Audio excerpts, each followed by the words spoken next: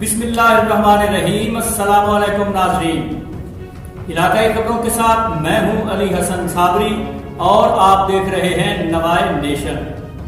خبروں کے سلسلہ کو آگے بڑھاتے ہوئے بات کریں گے تاندلیاں والا کی، جہاں کے نواحی چک 368 گاہ میں بر صغیر کے نامور صوفی بزرگ حضرت پیر نظام الدین اولیاء رحمۃ اللہ تعالی علیہ کا عرس مبارک مذہبی عقیدت و احترام کے ساتھ منایا گیا۔